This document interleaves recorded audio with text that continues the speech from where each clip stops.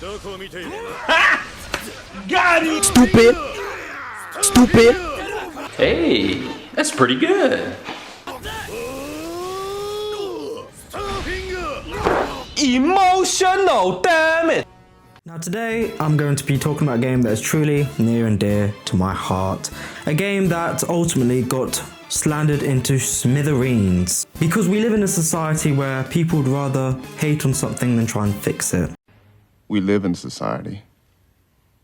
We visit society. I mean, which one's more real, really?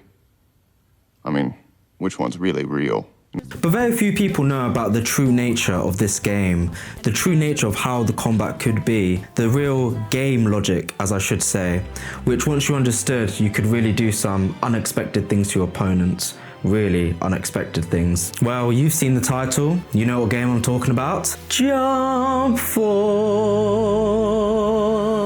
Yeah! So, let me start this love letter, or should I say love video, with a bit of a story. I was 18.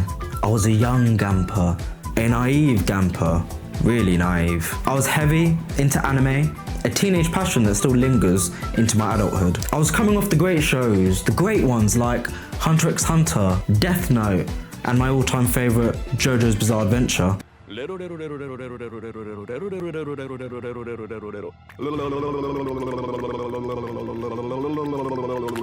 Which is the best anime, by the way, joking. And great mangas like My Hero Academia, which I did unfortunately stop at the Overhaul arc. I know, right when it got good, some would say. But like Yoda would say, a naive gamper.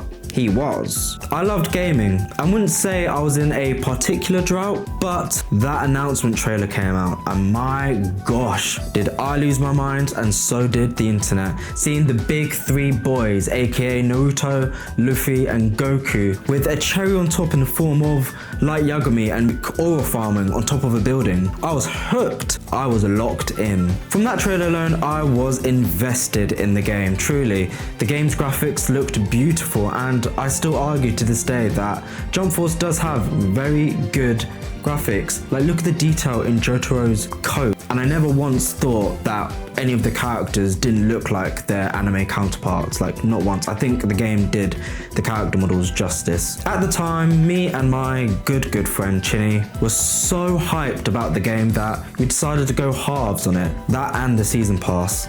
Like, we were locked in, buddy. And then the game came out and we would play each other non-stop, battle after battle, learning each other's strengths, and then take our skills online, sharing the controller. We both got good at the game. We both understood the game logic, which meant our battles against each other turned into straight up light versus L chess matches in terms of strategizing, but with the spectacle of Miriam and Netero. Each fight was exhilarating. I could see the blood pressure in Chinny with each dub I took, and he could see the blood pressure rise in mine with each L I took. I knew his playstyle and he knew my playstyle, which meant we would always have to go beyond and plus ultra our skills just to beat each other. But it truly did make each fight exhilarating. Jump Force to me will always be that couch co-op gaming experience that I never really got to experience as a child. I was born in the 2000s, so couch co-op, yeah, it was as popular, was something that was beginning to get phased out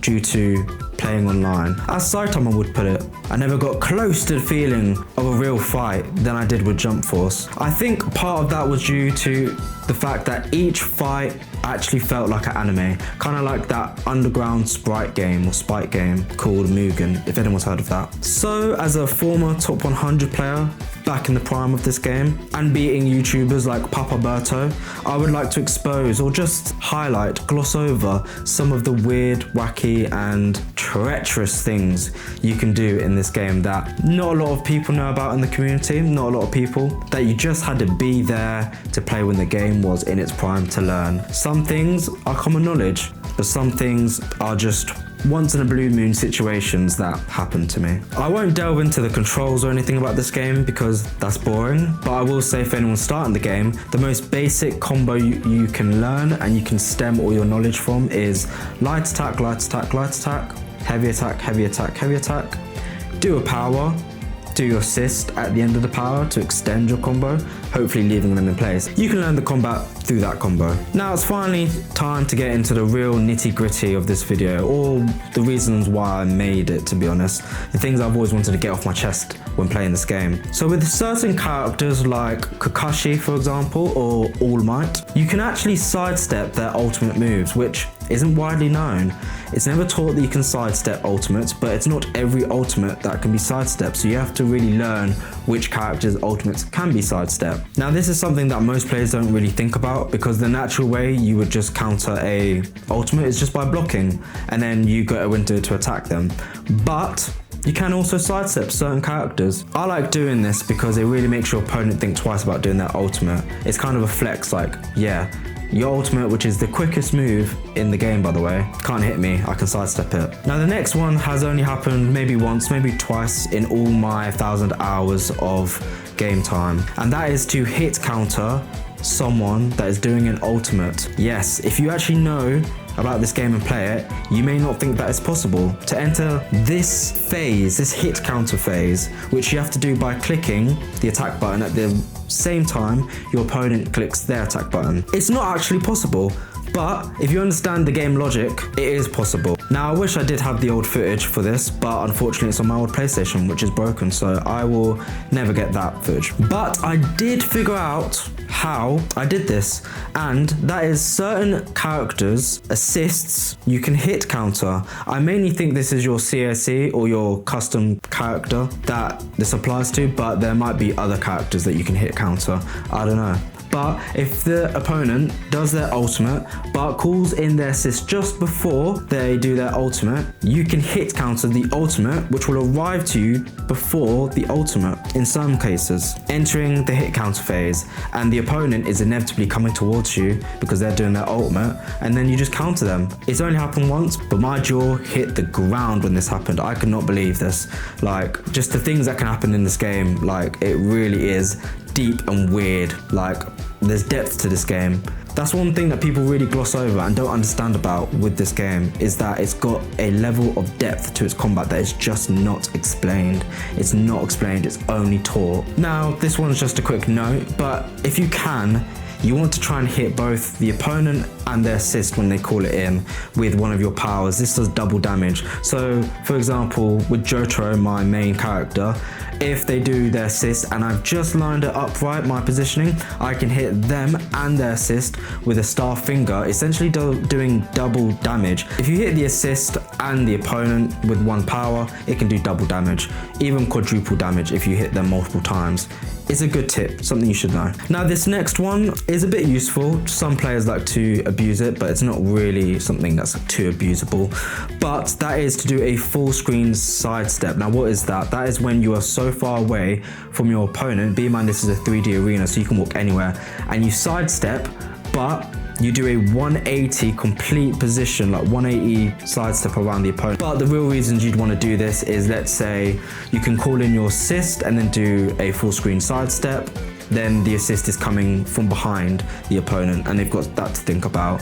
You can do it, you can do the same thing, but instead of calling your assist, you switch characters. So your main character will do a full screen sidestep. The opponent will track you doing a full screen sidestep, but you're switching currently to your next character, which comes in from behind, catches them off guard and allows you to do kind of a free combo. The next one is doing assists during the air. Now, not a lot of players know about this. Well, not a lot of people that I see playing nowadays know about this. But to do this, you basically have to click the assist button right when your opponent punches in the air. So when you're juggling them about in the air, the moment you hit them, do the punch, you click the assist. Now, the reason you'd want to do this is to simply add damage to the air combo.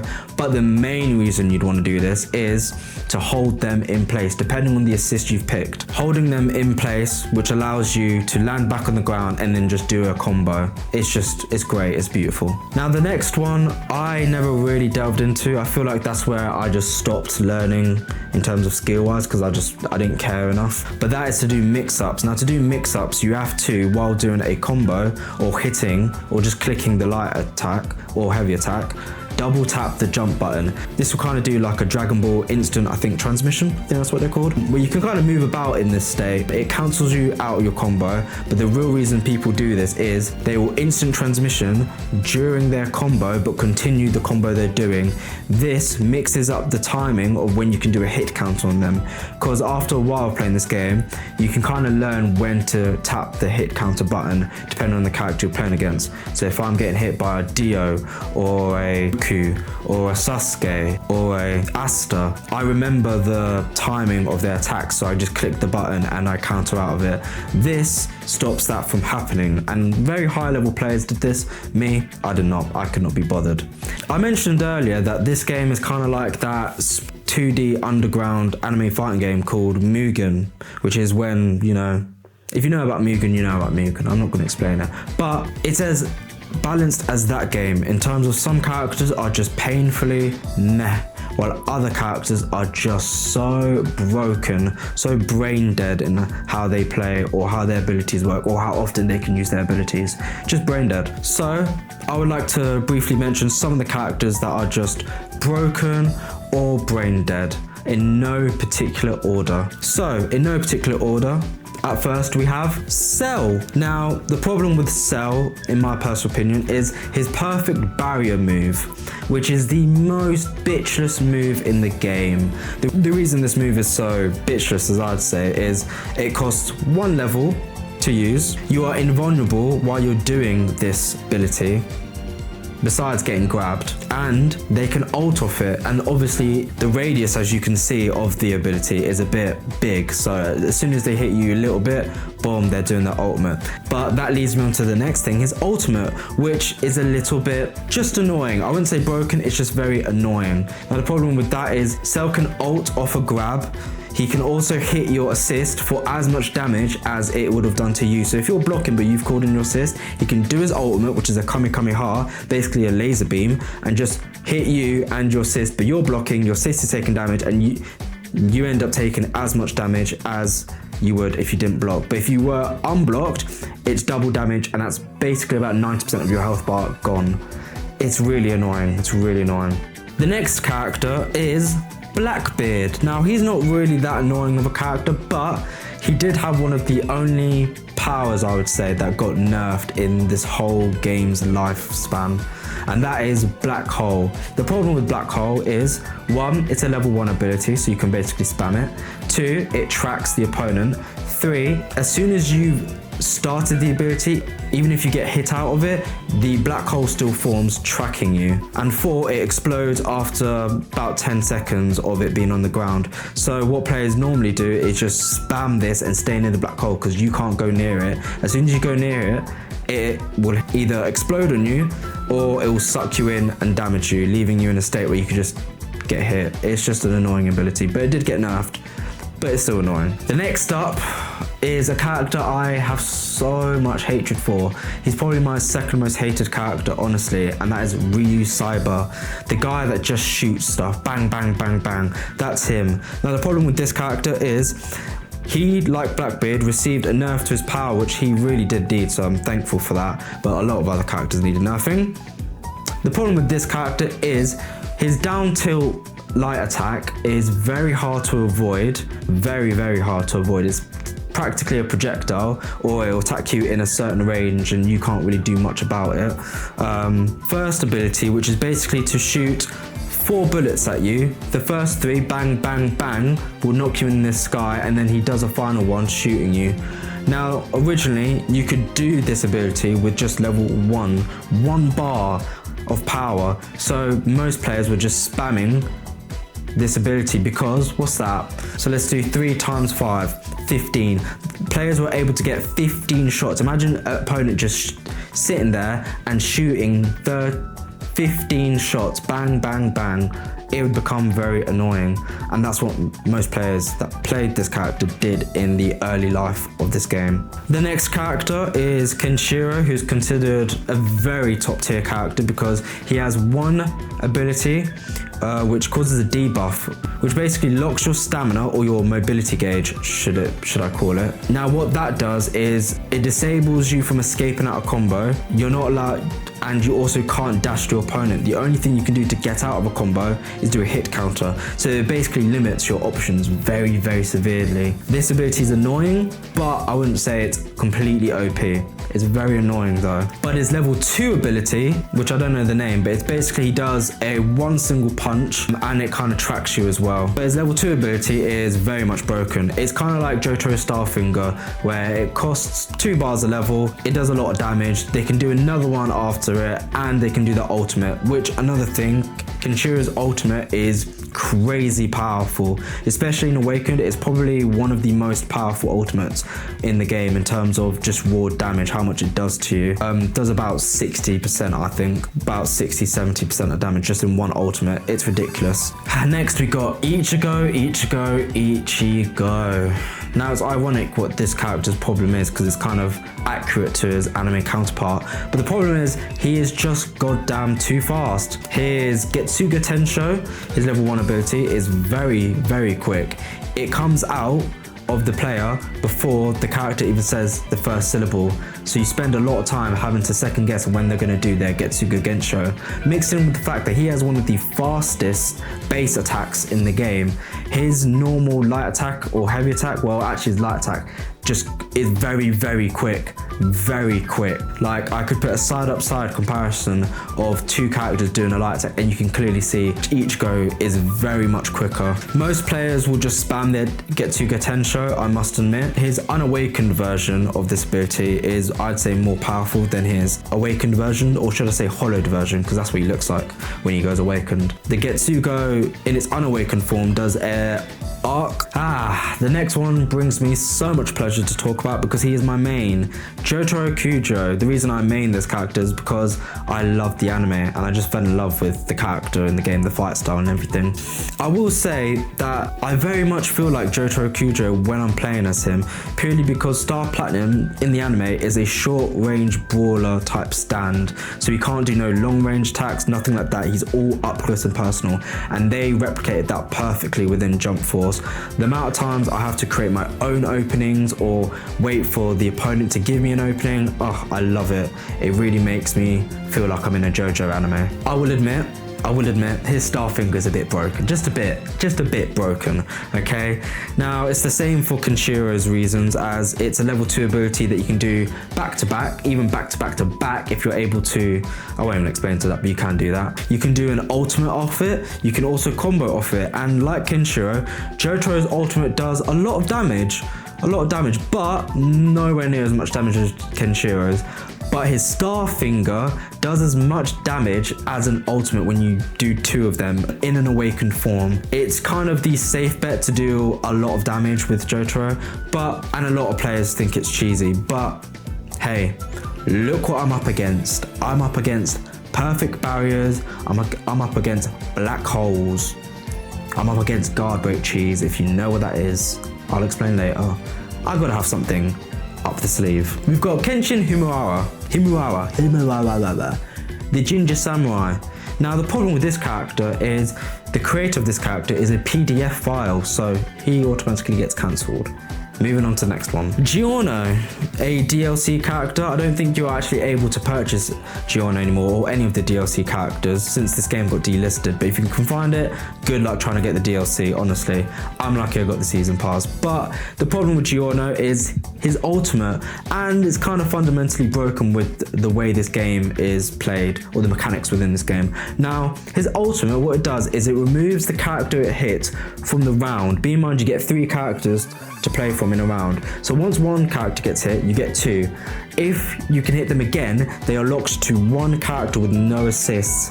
Now the way you get your ultimate is by taking damage, or by filling up your awakened meter by halfway by receiving damage. But Jotaro has an ability where he heals himself by quite a large amount, which in different terms he's able to take more damage, which in different terms allows him to do another ultimate. So like, if you really want to be annoying with Giorno, you can just play cheesy, hit them with the ultimate and they've only got one character. This is something I like to do to you Toguro players because you broke the game, you did. But speaking of Toguro, I absolutely hate this character. I have so much disdain and distaste for this character purely because he's kind of the reason, one of the reasons, why this game died. First things first is he can lock you into a combo very easily that does about 60 to 70% of your health. It's very easy to do, very brain dead. Another problem with this character is he has a combo where he basically can lock your character in a blocked stance, allowing his next attack to punish your blocking stance doing a heavy smash by doing a heavy smash, which gets rid of your stamina, you can't escape, you can't hit counter, it's a free combo for them. The problem is it literally does lock your character into a blocked stance as soon as you block one of his basic attacks. You can let go of the controller and your character will still be blocking. It's very unfair, it's broken. It's something they really should have fixed with this game or with this character and another character, but I won't mention. Now, this character had a lot of fundamental problems with, in terms of he was able to expose a lot of the things that were wrong with this game. Like, he is the face of everything wrong with this game. In this game's prime, when you were playing against any players and you seen that the opponent was using this character and Sasuke, or just mainly this character, you knew you were not going to have a fun time. You knew the opponent was going to abuse game mechanics, and in turn, because of the upsurgence of players that were doing this, it made other players start doing this, which made everyone collectively have a really bad time. If you watch YouTubers that play this game, really seriously played this game, they will all complain about it. The same thing, the Toguro players, the guard broke cheese. He opened a can of worms. And I must say, to the Toguro players out there, was it worth it? You may have had fun in the game just like all of us. Well, I don't know, you probably did. But you killed the game, and now you can still play the game now, but it doesn't receive any support. And I wonder why, because so many players jumped off because they were fighting players like you. I really have so much distaste for Toguro players. In fact, in this clip here, you can see me absolutely dominate a Toguro player that's trying to do his guard break cheese, his abusing game mechanics on me. Oh, is it just so satisfying, that clip? I watch it from time to time, I must admit. Just, you know, he tries abusing a game mechanic on me, so I do something a bit cheesy on him.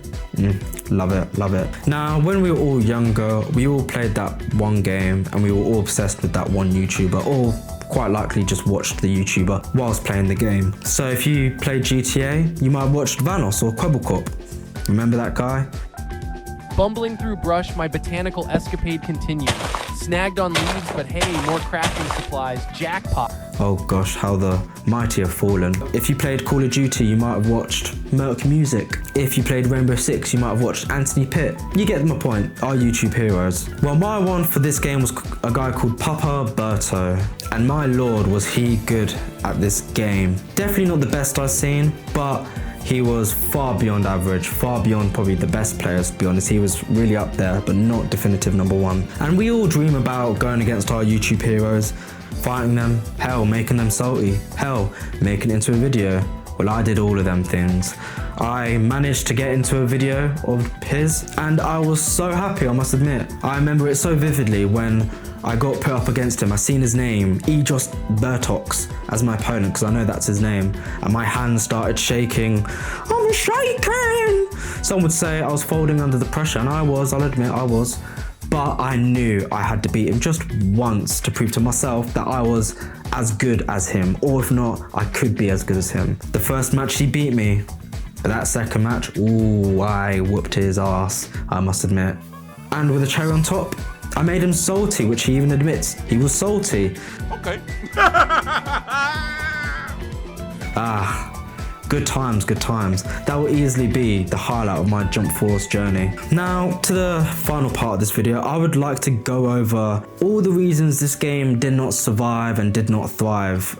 With all my hours in this game, I feel like I'm very confident in the reasons this game did not survive. That being reason #1, the lack of support for this game. The first update for this game came, I think, 2 weeks after the game's initial release, and all it did was do some minor tweaks to some characters that didn't really need tweaking and improve the loading times because they were atrocious. But besides that, the updates became even more infrequent as time went on, and they were so oblivious to how broken some of the things within their game was, they were just ignoring it, adding in new characters for free that were as equally broken or obnoxious to play. The most significant reason why the actual player base stopped playing this game was because of something called guard break cheese. Now, what is guard break cheese? I've mentioned it the whole video.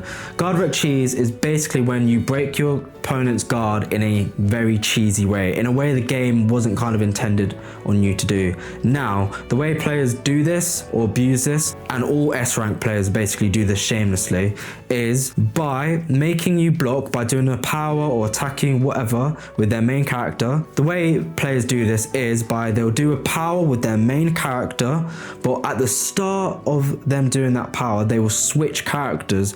Now, your last character that you've just switched from is still doing their power, meaning the opponent still has to block that ability. Now, the character you've just switched from will come in and then break your guard. Now, you may think this is fair, but you know that this is not intended for the game. They actually did implement some game tweaks, but within a day, 2 days, players found a loophole for this. What they implemented was when you call in an assist and you go up to the opponent and then try and break their guard, it kind of pushes them back, but it doesn't break their guard and they stay blocked. It's kind of like you missed them, you slipped away from them.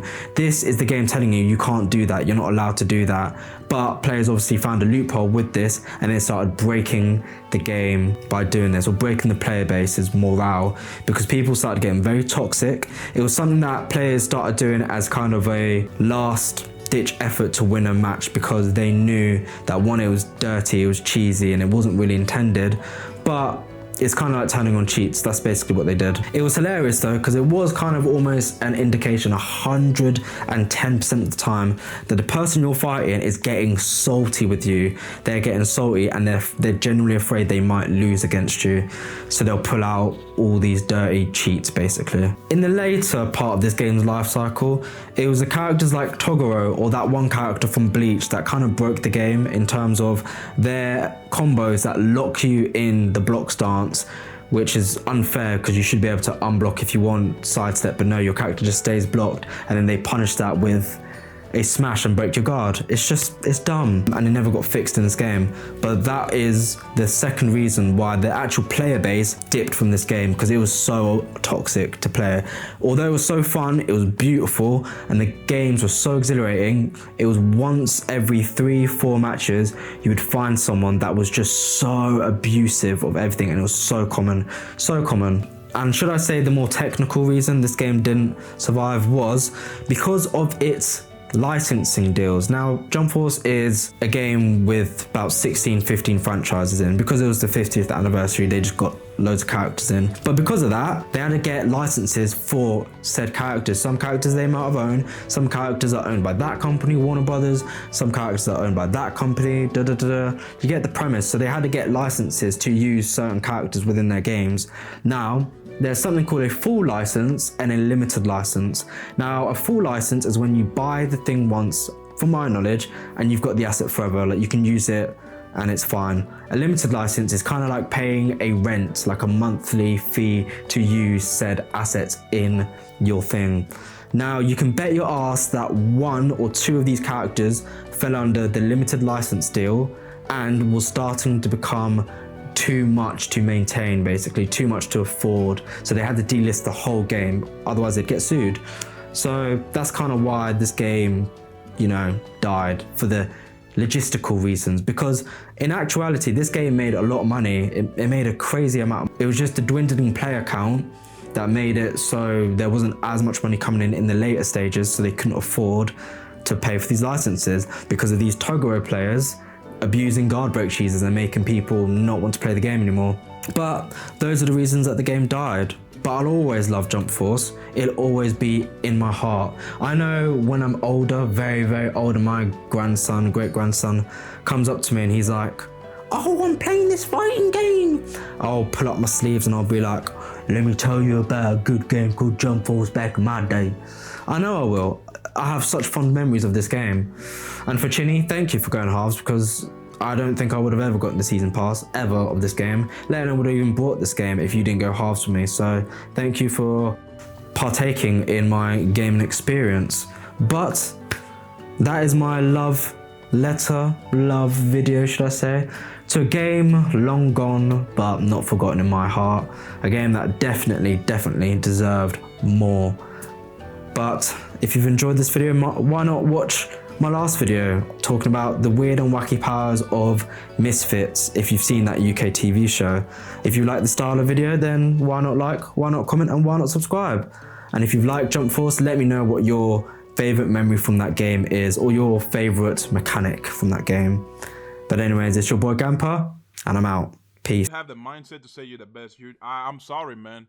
I'm too humble for that. That's the thing. I'm too humble. I apologize. My parents raised me in a really trashy way, man.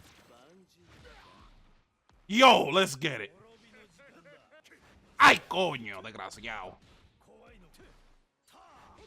Why you gotta be like that, All Might? You know, we homies, right? Yeah, we homies, right? You try to grab me. You try to grab me. You filth. You filth. Oh, he's gonna hit both of them? Oh, I thought he would hit like Luffy too, but I guess not. Stop grabbing! Woo!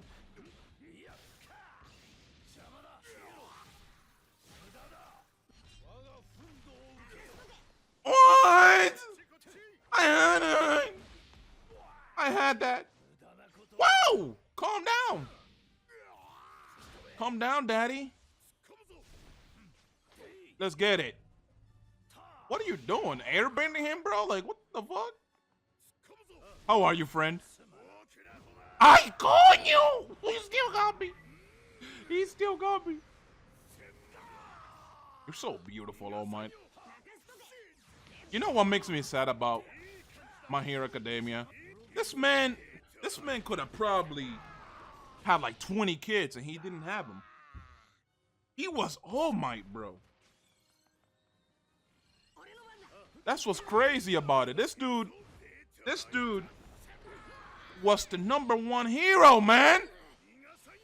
You telling me he couldn't have 20 kids by now? Woo! Oh, you got that.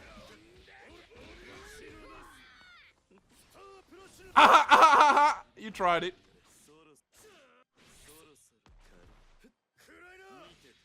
I was about to be mad. I was about to be mad if he ate that up, bro. I was about to be upset. Okay. I was about to be upset if he ate that, bro.